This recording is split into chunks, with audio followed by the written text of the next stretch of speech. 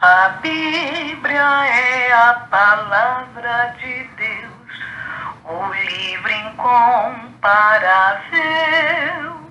Só ela mostra o caminho do céu, que livro incomparável.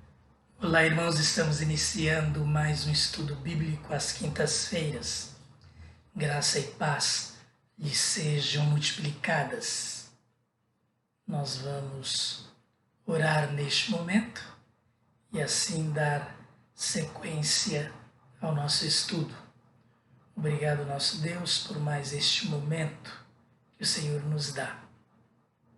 Orienta-nos, Senhor, neste estudo e fala aos nossos corações. Em nome de Jesus nós oramos. Amém. Sejam todos bem-vindos a este estudo. Hoje nós vamos iniciar a segunda parte do capítulo 1. Nesta segunda parte, o apóstolo dá graças a Deus pela vida, pela igreja de Éfeso, e quando ele faz isso, ele nos ensina a orar também. Oração intercessória, aquela oração que nós fazemos pelos nossos irmãos em Cristo. Versos 15 a 23. E assim nós terminamos este capítulo 1. Vamos então fazer a leitura destes versos, começando então no verso 15 e indo até o verso 23. Por essa razão, desde que ouvi falar da fé que vocês têm no Senhor Jesus e do amor que demonstram para com todos os santos, não deixe de dar graças por vocês, mencionando-os em minhas orações. Peço que o Deus de nosso Senhor Jesus Cristo, glorioso Pai, lhes dê o espírito de sabedoria e de revelação no pleno conhecimento dele.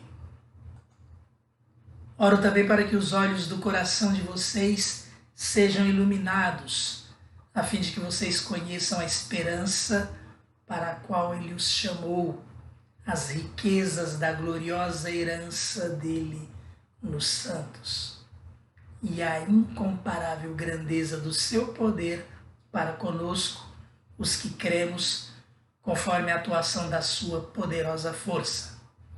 Esse poder ele exerceu em Cristo, ressuscitando-o dos mortos e fazendo-o assentar-se à sua direita nas regiões celestiais, muito acima de todo governo e autoridade, poder e domínio, e de todo nome que se possa mencionar, não apenas nesta era, mas também na que há de vir. Deus colocou todas as coisas debaixo de seus pés e o designou cabeça de todas as coisas para a igreja, que é seu corpo, a plenitude daquele que enche todas as coisas em toda e qualquer circunstância. Por essa razão, desde que ouvi falar da fé que vocês têm no Senhor Jesus e do amor que demonstram para com todos os santos, então o apóstolo inicia a segunda parte do capítulo dizendo: por essa razão, que nos mostra com muita clareza que ele está dando continuidade àquilo que ele falava antes, mas em termos conclusivos. Ele menciona na primeira parte que Deus é bendito e ele nos abençoou com todas as bênçãos espirituais nas regiões celestiais em Cristo. O apóstolo comenta estas bênçãos que nós temos em Cristo. A última destas bênçãos que ele menciona é o recebimento do Espírito Santo, que é o selo, a garantia de que pertencemos a Deus. Na sequência, então, ele diz: por essa razão, desde que ouvi falar da fé que vocês têm no Senhor Jesus e do amor que demonstram para com todos os santos. Na sequência ele vai falar então o que ele faz em virtude disto, de ter ouvido falar da fé dos Efésios. E isto também é importante pontuar aqui, desde que ouvi falar da fé que vocês têm. O apóstolo, ele conhecia bem aquela igreja.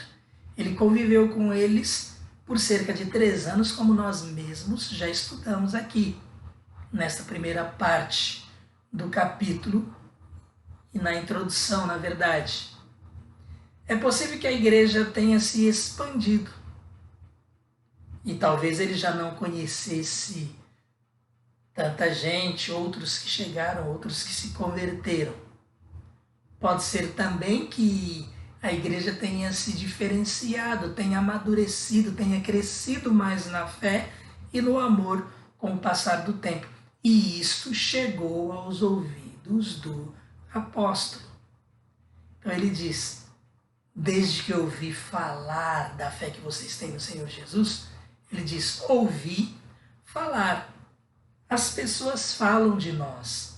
Aprendemos isto aqui também com este comentário do apóstolo Paulo. Ele ouviu falar coisas boas, ele ouviu falar coisas positivas, espiritualmente positivas, em relação à igreja de Éfeso.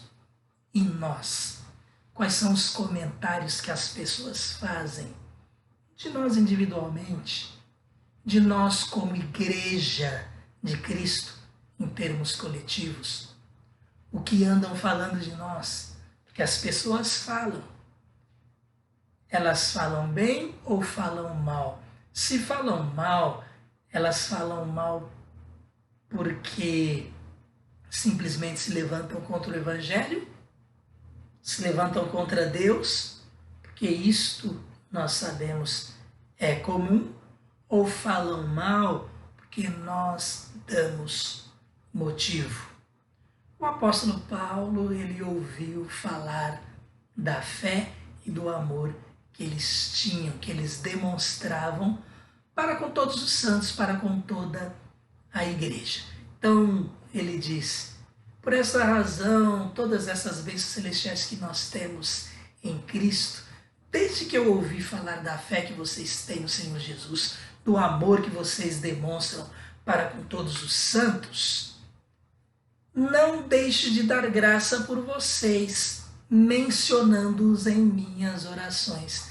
Esse é o verso 16 e nos abre aqui espaço para comentários relacionados à oração.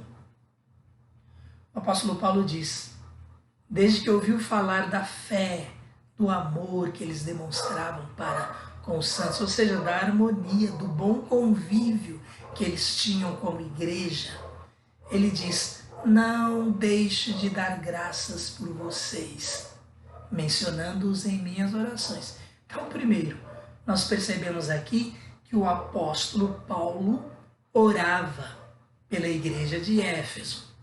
Segundo, nós vemos aqui que ele agradecia pela vida deles. Não deixe de dar graças por vocês, mencionando-os em minhas orações. Então, o apóstolo Paulo, que tinha o salutar costume, a rotina de entrar na presença de Deus em oração, ele, nesses seus momentos de oração, agradecia pela igreja de Éfeso. Nós sabemos que ele agradecia por outras igrejas também, quando lemos outras cartas de Paulo àquelas igrejas. E nós vemos aqui que ele menciona esta igreja em suas orações e vamos aprendendo então com sua atitude. Primeiro ele diz, não deixo de dar graças por vocês, ou seja, faço isto sempre, faço costumeiramente, faço rotineiramente, não deixo de fazer. Isto era a prática na vida do apóstolo Paulo para com os Efésios, a partir do momento em que ouviu falar deste crescimento deles espiritual. Então este é um dos aprendizados que nós temos aqui. A atitude de Paulo nos ensinando também a dar graças pela vida espiritual de nossos irmãos em nossas orações e de nossas igrejas, colocá-las diante de Deus, tanto agradecendo a Ele, agradecendo pela vida desses crentes em Cristo Jesus e colocando-os diante de Deus também para que Ele, na sua graça, na sua misericórdia, no seu amor, na sua bondade, na sua vontade que é perfeita, para que Deus esteja com eles, atendendo-os em suas necessidades. Aprendemos com o apóstolo Paulo aqui e vemos nele também um verdadeiro sentimento de comunidade fraternal, intercessão e convivência em Cristo. E ele, agindo desta forma, ele está também ensinando os próprios efésios. E ele continua e vai nos ensinando com isto. Peço, então agora aqui, lá no verso 16 nós vimos, ação de graças. Não deixe de dar graças. Agora aqui no verso 17, ele diz, peço. Então ele está intercedendo, ele também está pedindo pelos efésios. Peço que o Deus de nosso Senhor Jesus Cristo, o glorioso Pai, lhes dê espírito de sabedoria e de revelação no pleno conhecimento dele. Notemos o tipo e qualidade do pedido de Paulo em oração por aquela igreja. Olha o nível do pedido de Paulo, a qualidade do pedido de Paulo pelos crentes da igreja em Éfeso. O que ele pede a Deus por eles? Ele pede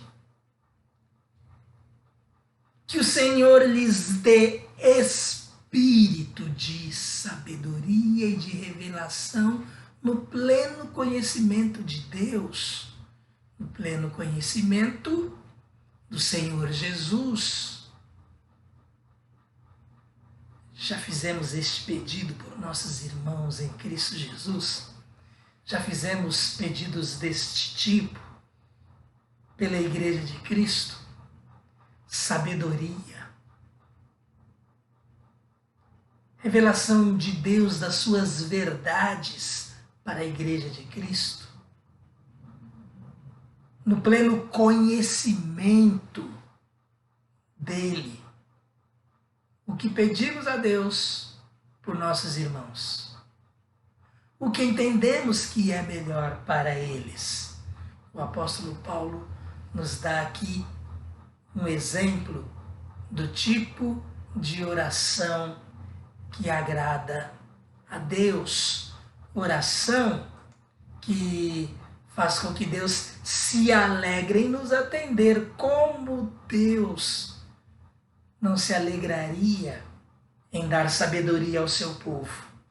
Como Deus não se alegraria em nos ouvir orar a Ele, pedindo para a sua igreja revelação, pedindo para a igreja o pleno conhecimento do nosso Deus. Paulo continua, agora verso 18. Oro também para que os olhos do coração de vocês sejam iluminados. Vamos parar por aqui um pouco, vamos por partes nesta oração tão importante, tão preciosa e bela, além de útil, do apóstolo Paulo. Ele ora e nos ensina. Oro também para que os olhos do coração de vocês sejam iluminados. Os olhos do coração, uma forma figurada de falar a mente, o entendimento, a consciência. Então o apóstolo Paulo ele está dizendo, oro também para que a mente, o entendimento, a consciência de vocês seja iluminada, para que a mente de vocês seja iluminada, para que o entendimento de vocês seja aberto pelo Senhor, a fim de que existe propósito na oração de Paulo, a fim de que vocês conheçam a esperança para a qual ele os chamou. Olha quantos pedidos. Ele pede a Deus para que Deus dê à igreja espírito de sabedoria, revelação e pleno conhecimento de Deus. Ele pede que o entendimento deles seja aberto, que a mente deles seja iluminada, para que o objetivo termina sendo mais um pedido, a fim de que vocês conheçam a esperança para a qual ele os chamou. O apóstolo Paulo então pede a Deus que lhes dê conhecimento acerca da esperança para a qual eles foram chamados. E esperança aqui está bem no lugar de tudo que nós temos em Cristo. Lembrando que esperança, ela não tem o sentido estatístico que nós geralmente damos àquilo que nós esperamos neste mundo, que pode acontecer, que pode não acontecer, estabelecemos percentuais. Esperança aqui é esperança viva, esta esperança para a qual Deus nos chamou, a esperança para a herança eterna, para a consumação de todas as coisas. Esta esperança, ela é esperança com qualidade objetiva de certeza. É esperança certa, é esperança que está apenas aguardando o tempo de acontecer. E esse tempo vai chegar. Não é, portanto, uma esperança estatística, e sim esperança certa. Não é uma esperança de 99,9% de chances. Não é uma esperança que teria qualquer probabilidade de não acontecer. Não. É esperança concreta que vai se realizar e que nós estamos apenas aguardando por seu acontecimento.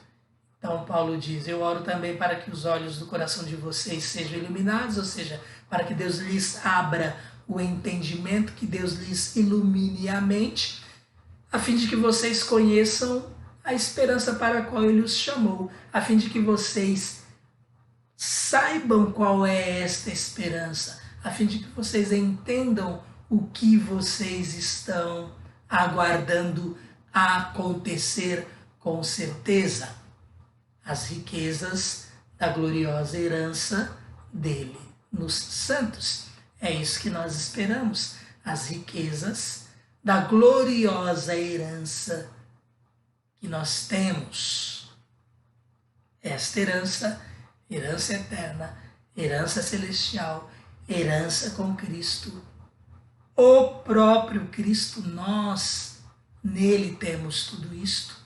É o que nós aguardamos, é a nossa esperança, esperança viva, esperança com qualidade objetiva de certeza, esperança certa. É apenas uma questão de tempo a concretização total desta esperança. Então nós vemos aqui o apóstolo Paulo orando para que os efésios tenham entendimento. Nós oramos assim pelos nossos irmãos em Cristo nos nossos dias. Paulo ora para que eles conheçam a esperança que eles têm em Cristo. Oramos assim.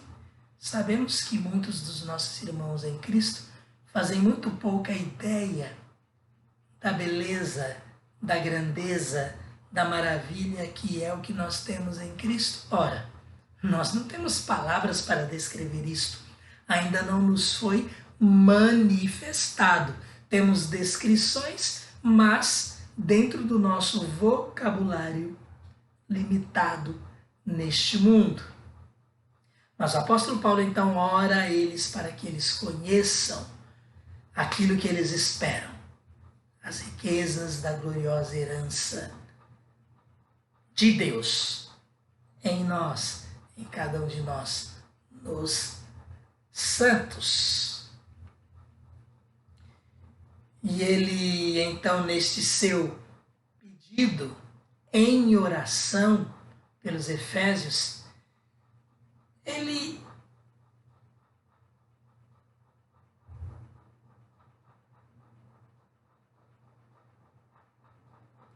este pedido de Paulo em oração pelos Efésios é que Deus lhes dê entendimento para conhecer a amplitude, a maravilha do que Deus preparou para nós.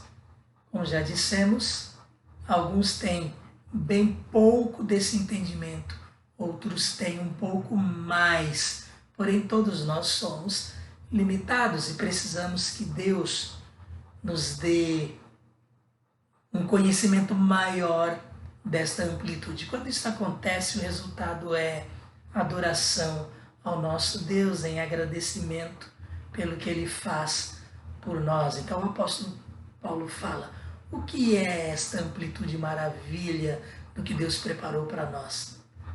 As riquezas de sua gloriosa herança dos santos. Herança, esta herança é o que nós esperamos, é aquilo para o qual Deus nos chamou. Que pedido este de Paulo! Como é bom aprendermos com ele acerca deste tipo de pedido. E ele dá continuidade, a fim de que vocês conheçam a esperança para a qual ele os chamou, as riquezas da gloriosa herança dele nos santos e, continua, a incomparável grandeza do seu poder para conosco, os que cremos, conforme a atuação de sua poderosa força. Olha, o apóstolo Paulo, ele está pedindo que a igreja conheça as riquezas da gloriosa herança de Deus nos santos. Está pedindo também que Deus nos dê conhecimento acerca da incomparável grandeza, nos faça ter, pelo menos, uma ideia da incomparável grandeza do poder de Deus para conosco. Os que cremos, é pela igreja que o apóstolo Paulo está orando, para que Deus mostre isso à igreja, para que Deus mostre o seu poder à igreja. Não mostre em termos de manifestação, nem é isso o que o apóstolo Paulo está falando. Lembrem-se, ele está falando de iluminação do nosso entendimento, mente aberta para entender. É isso que Paulo está falando. Que Deus nos faça entender a incomparável grandeza do seu poder para conosco, os que cremos, conforme a atuação da sua poderosa força. Então, o que acontece? Naquilo que nós já presenciamos, vamos começar de repente aí pela própria criação do universo, a criação de todas as coisas, a criação, a formação do próprio ser humano, estas coisas nas quais Deus atuou e continua atuando. O apóstolo Paulo pede a Deus que nos faça ter uma ideia dessa incomparável grandeza do poder de Deus para conosco os que cremos, ou seja, em nosso favor, em favor dos que cremos em Jesus, conforme a atuação da sua poderosa força, conforme a atuação da força de Deus. Se nós pensarmos bem, como Deus, através do seu poder, através do envio do seu Filho Jesus, fez coisas em nosso favor, colocou o seu poder em ação em nosso favor. Então o apóstolo Paulo nem está falando de milagres aqui, ele está falando do que Deus já fez, do que Deus faz por nós em termos de salvação, em termos de purificação, em termos de nos preparar para o trabalho no seu reino e em termos da herança que nós temos em Cristo, herança eterna em Cristo e com Cristo. Então ele pede entendimento para que conheçamos o poder de Deus, poder incomparável, incomparável grandeza que atua em nós.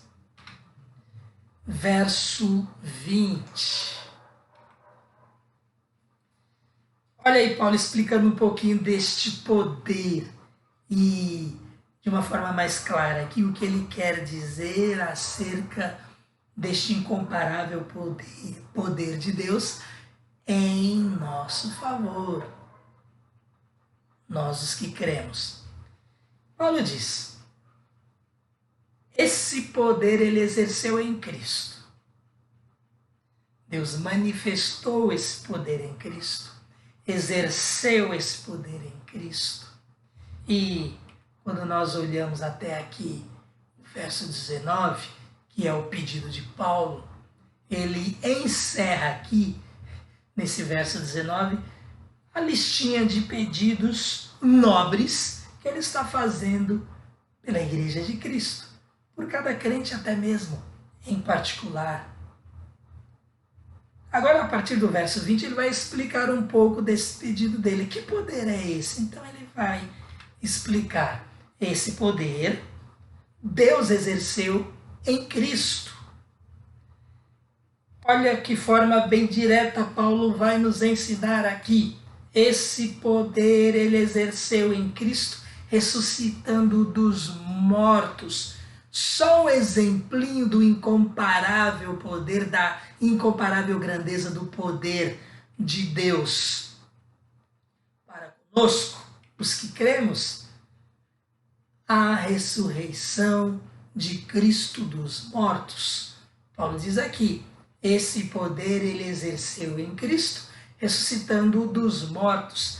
Deus usou do seu poder para trazer seu Filho, o Deus Filho, de volta à vida biológica, à vida física, depois dele ter experimentado esta morte, a morte pela qual todos nós passamos em consequência do pecado, e sabemos, Jesus passou em consequência do nosso pecado, para assumir as nossas culpas e obter para nós perdão da parte de Deus, nos reconciliar com o Pai.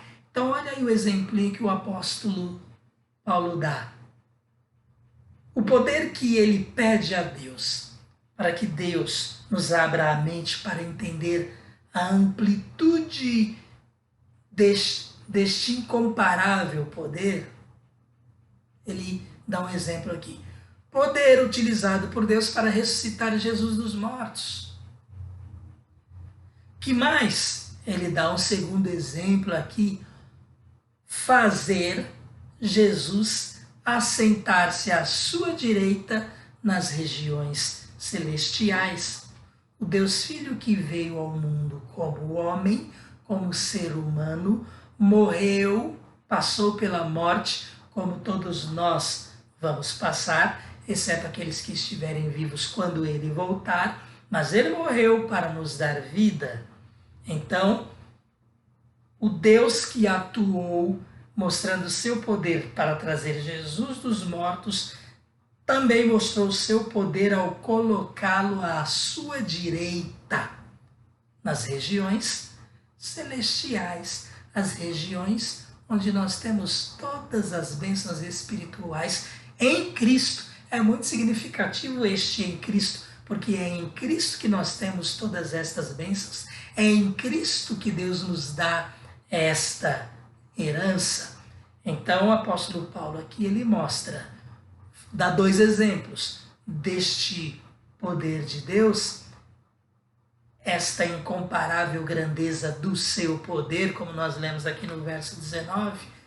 Exemplos, a própria ressurreição de Jesus, operada por Deus e fazer Jesus assentar-se à sua direita nas regiões celestiais. Alguém poderia pensar, ora, mas ele não é o Deus Filho? E por ser o Deus Filho já é dele aquela posição? Sim, mas vamos nos lembrar, por exemplo, da oposição de Satanás. Satanás e sua oposição não são nada diante do poder de Deus, mas é um exemplo que nós podemos dar em termos de alguém que estaria resistindo. Por quê? Porque quando Jesus ressuscita, ele é novamente o Deus Filho encarnado, só que agora este corpo é ressurreto. O diabo não tem qualquer poder sobre Jesus, porque Deus é mais poderoso. Então Deus lhe restitui a posição que lhe é sua. Sim, é claro que nós concordamos neste aspecto, mas o apóstolo Paulo aqui está falando do poder de Deus. O mesmo poder que atua em nós atuou na ressurreição de Cristo. É muito importante que nós percebamos isto. O nosso Deus Trino, em todo o seu poder, para realizar o plano de salvação em nosso favor. O mesmo Deus que criou todas as coisas e que sustenta o universo e que trabalhou para que nós tivéssemos oportunidade de salvação. O mesmo Deus que no seu poder realizou tudo isto. Jesus dando a sua vida, Jesus tomando-a de volta. Este poder de Deus, na palavra de Deus nós lemos que ele é o mesmo poder que atua em nós. Primeiro, nós podemos nos lembrar dos versos 13 e 14 aqui deste capítulo 1 de Efésios. Nós temos o Espírito Santo em nós. O Espírito Santo de Deus é Deus. E ele habita em nós. É o mesmo poder que atua em nós. Este poder atuou na ressurreição de Cristo. Este é o poder que lhe restituiu a posição que tinha na glória, nas regiões celestiais. E olha como fica significativo isso aqui, quando voltamos ao verso 3 deste capítulo 1 e lemos o apóstolo Paulo dizendo: bendito seja o Deus e Pai de nosso Senhor Jesus Cristo, que nos abençoou com todas as bênçãos espirituais nas regiões celestiais. Olha, Cristo é restituído à sua posição e Cristo ele conquista para nós bênçãos espirituais nestas mesmas regiões celestiais onde ele está. Sabe o que mais a Bíblia fala sobre nós em relação a isto? Com ele nós vamos reinar. Então o mesmo poder que atua em nós atuou na ressurreição de Cristo e restituiu a posição que tinha na glória. E aí a gente fica falando, restituiu a posição que tínhamos na glória? Não é isso que nós lemos na carta do mesmo apóstolo Paulo aos Filipenses? Nós lemos Filipenses capítulo 2, começando no verso 5. Seja a atitude de vocês a mesma de Cristo Jesus. Verso 6. Que embora sendo Deus, não considerou que o ser igual a Deus era algo a que devia apegar-se, mas esvaziou-se a si mesmo, vindo a ser servo, tornando-se semelhante aos homens, e sendo encontrado em forma humana, humilhou-se a si mesmo e foi obediente até a morte e morte de cruz. Por isso Deus o exaltou à mais alta posição e lhe deu o nome que está acima de todo nome, para que, ao nome de Jesus, se dobre todo o joelho nos céus e na terra e debaixo da terra, e toda língua confesse que Jesus Cristo é o Senhor, para a glória de Deus. Pai, que nós lemos aqui.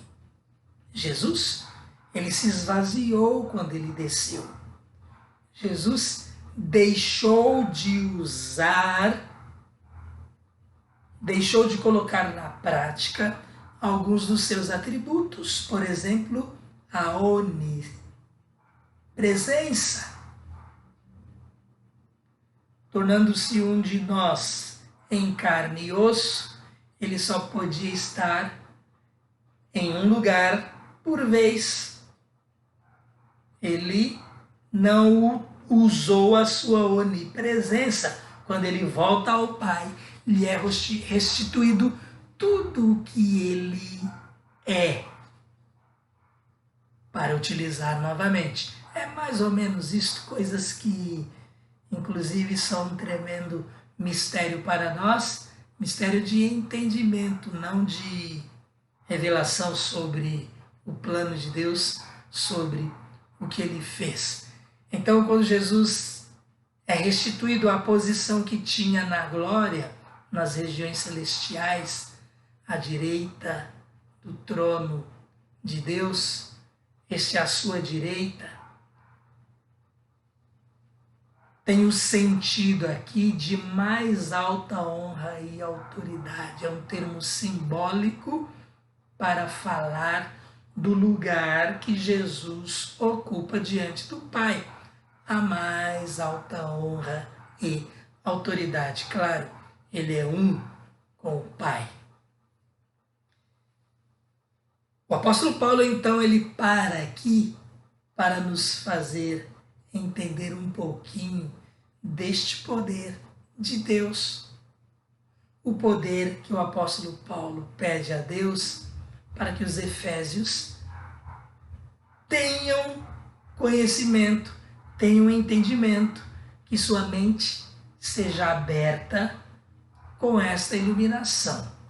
2 exemplos: a ressurreição de Jesus e a restituição de sua posição à direita do Pai, o Deus Filho, com a glória que ele tinha antes da fundação do mundo. Verso 21, que é uma continuação do verso 20. Esse poder ele exerceu em Cristo, ressuscitando dos mortos e fazendo-o assentar-se à sua direita nas regiões celestiais, muito acima de todo governo e autoridade, poder e domínio e de todo nome que se possa mencionar, não apenas nesta era, mas também na que há de vir. Lemos isso agora na carta aos Filipenses também, capítulo 2, aí a partir do verso 5. E nós vemos aqui, então, esta posição que é a posição original do Filho, posição restituída acima de tudo, acima de todos. Poder, então, que atua em nós e por nosso meio,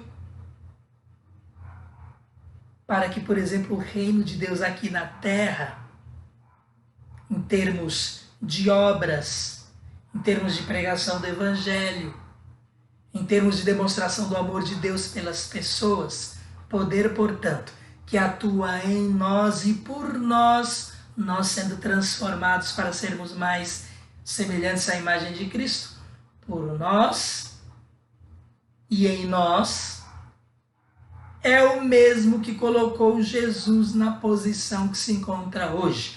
O poder que atua em nós e por nosso meio é o mesmo poder que colocou Jesus na posição que ele se encontra hoje, acima de tudo, à direita do Pai. Posição que originalmente é de Jesus, mas que deixou, quando veio ao mundo, se entregar por nós. Ele se esvaziou, como já lemos aqui, também na carta aos Filipenses, capítulo 2, a partir mais especificamente do verso 6. 22. E percebam que primeiro o apóstolo Paulo ele ora, depois na sua oração, como ele fez menção do poder de Deus, ele para explicar um pouco da amplitude, da grandeza desse poder, e o próprio apóstolo Paulo é usado pelo Espírito Santo para nos fazer enxergar esta amplitude, esta grandiosidade do poder de Deus, já revelada a ele. E ele vai então, como mestre que é, vai nos ensinando da parte de Deus, poder de Deus no apóstolo Paulo, e através do apóstolo Paulo ensinando a cada um de nós, quando deixa registrado aqui este ensino para que nós cresçamos. Então ele ora, na oração ele fala do poder de Deus, aí ele começa a explicar este poder, e à medida que ele explica este poder, ele passa agora a explicar a posição de Jesus nas regiões celestiais. Jesus acima de todo ser, acima de tudo. E ele fala, nessa era e na vindoura, eternamente. Jesus, Senhor dos senhores, Rei dos reis, Senhor dos senhores, como temos lá mencionado no livro do Apocalipse, acerca da sua volta. Deus colocou todas as coisas debaixo de seus pés. No verso 22, Paulo continua então explicando este poder de Jesus, esta autoridade de Jesus, essa posição de Jesus sobre todas as coisas.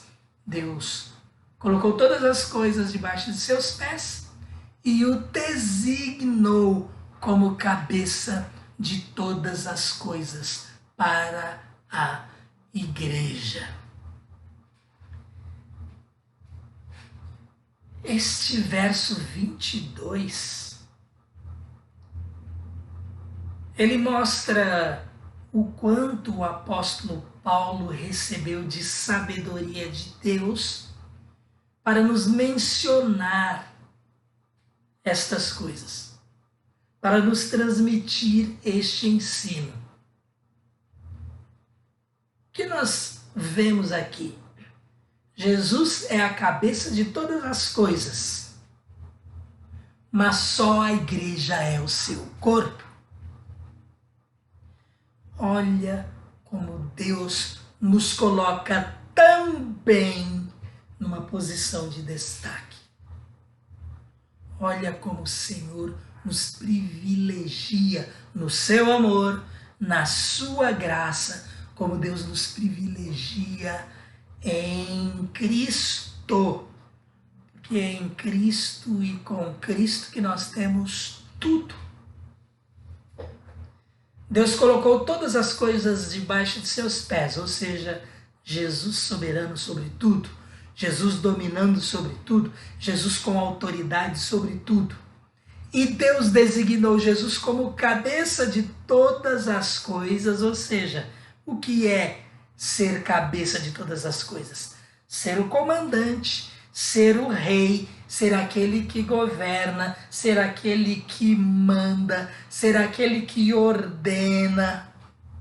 Deus colocou todas as coisas debaixo dos pés de Jesus, debaixo do domínio de Jesus, e o designou como cabeça de todas as coisas. Agora, que interessante, para a igreja, para nós os que cremos, como já lemos antes, Deus fez isto para a igreja.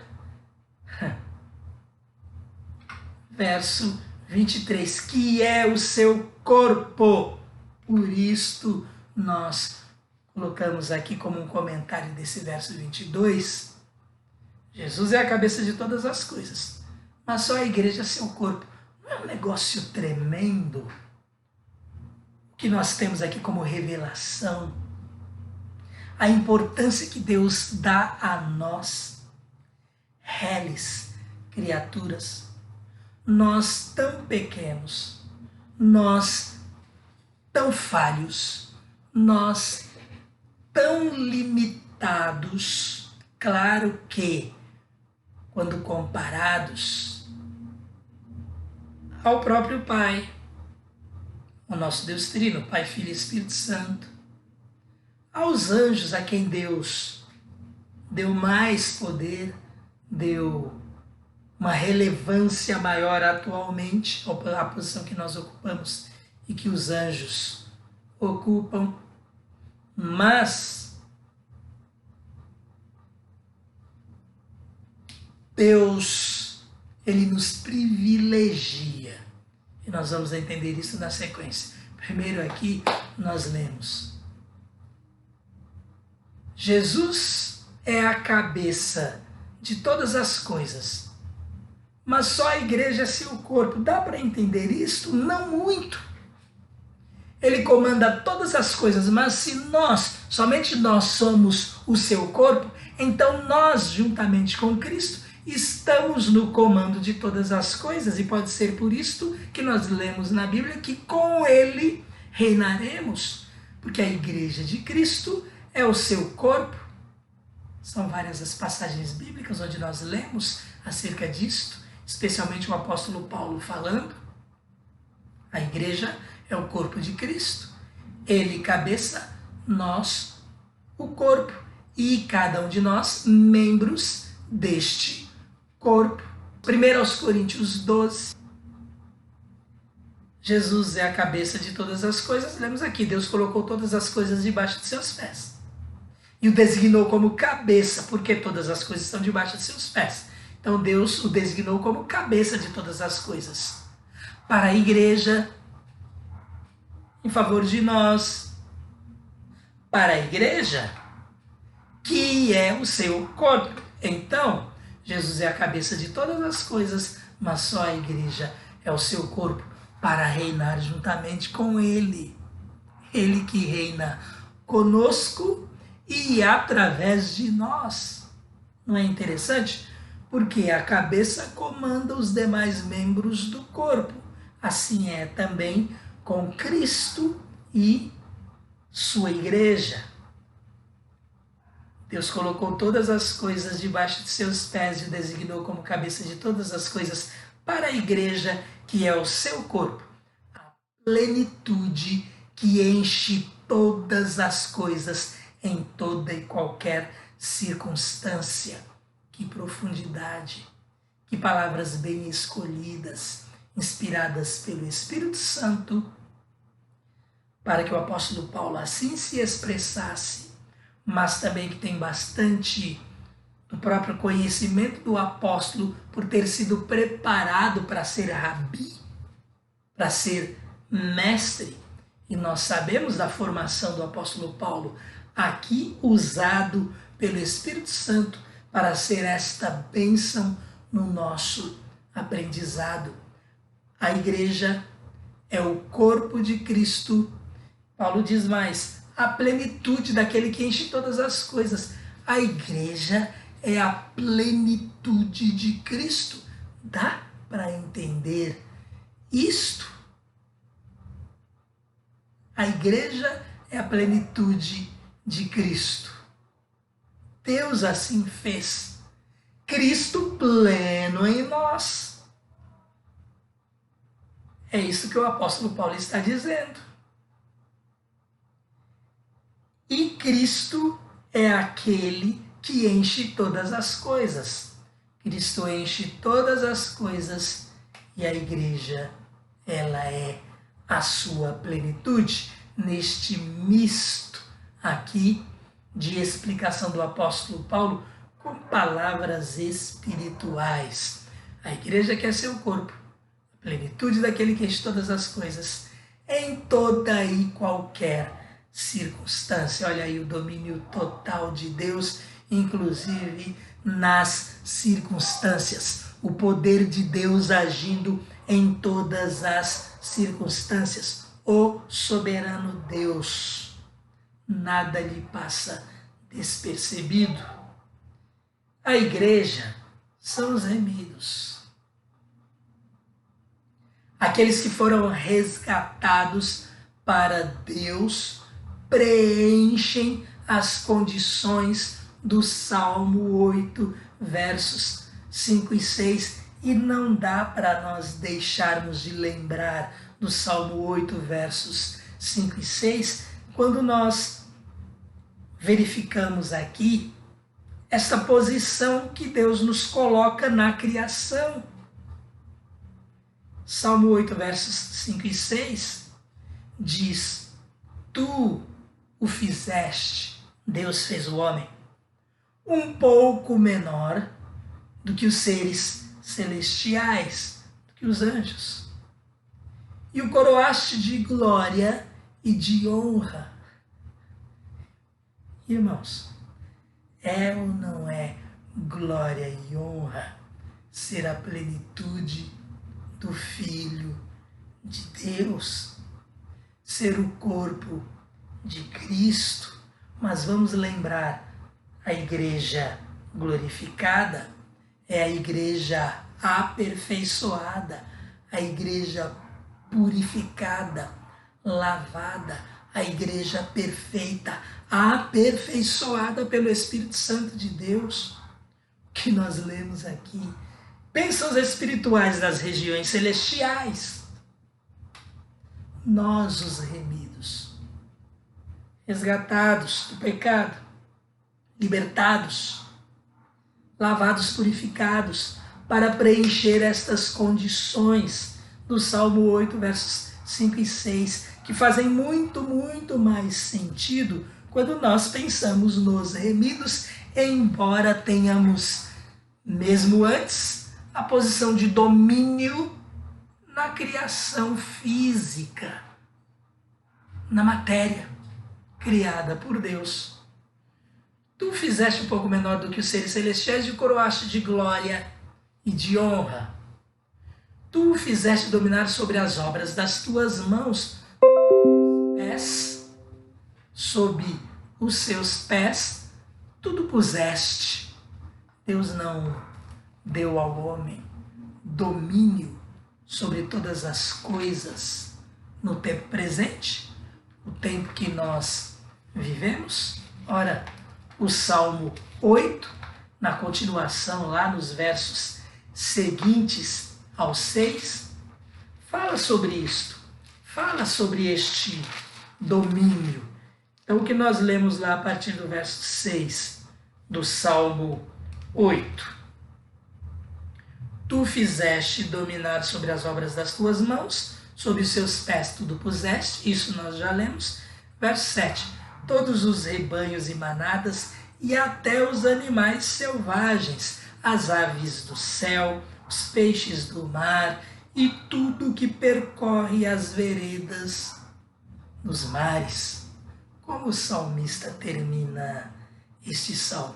Adorando ao Senhor da forma como começou, inclusive lá no verso 1. Ele termina no verso 9. Senhor, Senhor. Senhor, Senhor nosso. Como é majestoso o teu nome em toda a terra. O que Deus viu em nós. Aprove ao Senhor fazer desta forma, dar o domínio que nos deu sobre todas as coisas, dar a nós o raciocínio, dar a nós o que os animais não têm a capacidade para pensar. Por exemplo, o que eu estou fazendo aqui, porque existo, o que posso fazer para que a minha vida seja mais útil, o que posso fazer para ter uma qualidade melhor de vida e ser alguém mais positivo na vida das outras pessoas. Esta capacidade nenhum outro ser vivo tem aqui na Terra, no nosso mundo material. Os animais não raciocinam, não concebem desta forma. mas nós somos feitos à imagem e semelhança de Deus. E este salmo, ele completa bastante aquilo que Paulo fala aqui neste final do capítulo 1 da sua carta aos Efésios. Importante o que Deus quis fazer por nós, que Deus quis fazer para nós. Isto tem maior relevância quando nós pensamos em nós, os remidos, a Igreja de Cristo, porque Ele nos aperfeiçoa, Ele nos restitui também aquilo que era o seu plano lá atrás, quando o ser humano foi por Ele criado. Esta é uma dádiva de Deus. Considerar o ser humano como Deus considera é um presente dele, é graça de Deus. Não é um direito do homem. Nenhum de nós pode reivindicar qualquer direito que seja. Tudo que nós estamos falando aqui, tudo que nós estamos comentando, faz parte da amplitude, da grandeza do poder de Deus. Poder que Deus orou ao Senhor para que a igreja de Éfeso tivesse entendimento sobre, para que ela fizesse ideia, assim como nós, um pouquinho da ideia desta grandiosidade do poder de Deus. E aqui nós já vamos fazendo um pouco também, vamos tendo um pouco da ideia que Paulo queria que nós tivéssemos acerca dessa graça de Deus em nos dar esta herança tão preciosa em Cristo. Ser corpo de Cristo é isto, é ser a plenitude do seu ser, é reinar com Ele, é estar com Ele na mais alta posição, Ele acima de todos, nós, seu corpo, reinando com Ele. Dádiva de Deus, nada a ver com qualquer merecimento de nossa parte, muito menos direito.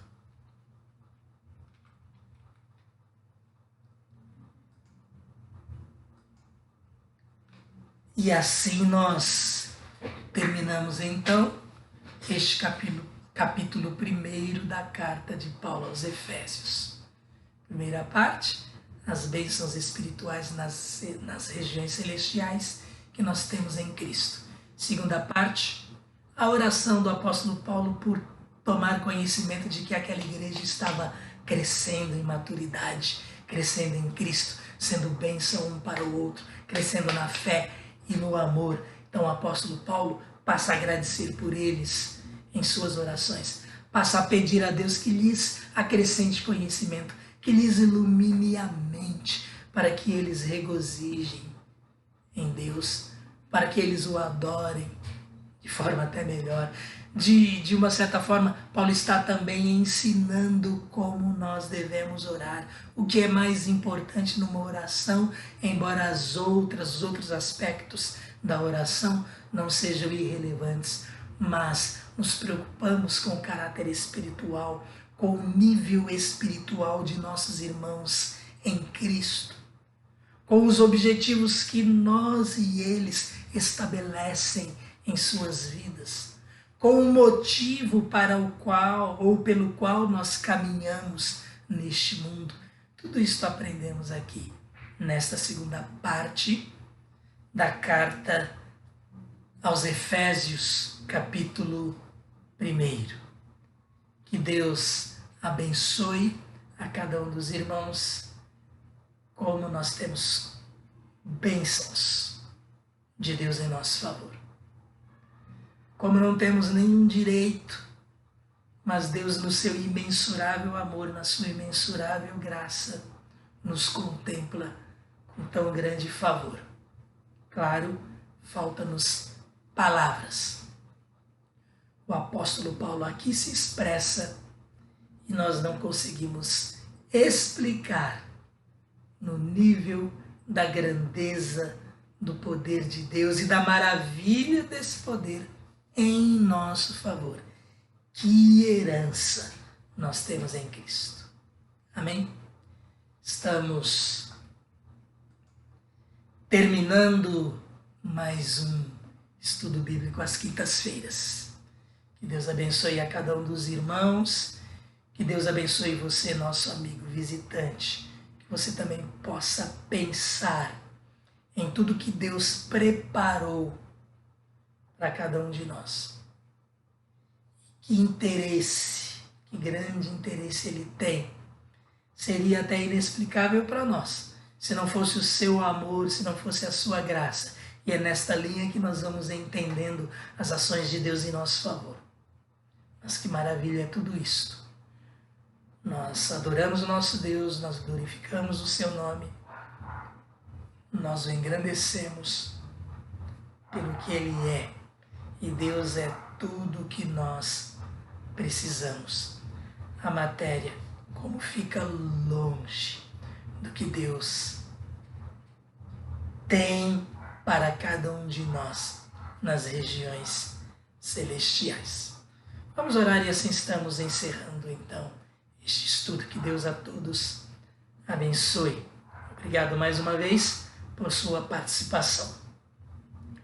Obrigado, Senhor Deus, por este estudo, por tudo que o Senhor preparou para nós, por tudo que nós temos em Cristo, pela posição que o Senhor nos coloca sem qualquer merecimento de nossa parte. Te agradecemos por teu Filho, te agradecemos pela salvação que temos em Cristo, te agradecemos porque pertencemos a Ti, te agradecemos porque fomos perdoados, porque um dia estaremos contigo. Obrigado mais uma vez, porque o Senhor nos faz saber destas coisas. Nós oramos em nome de Jesus. Amém. Eu amo a Bíblia, a palavra de Deus, que livro incomparável.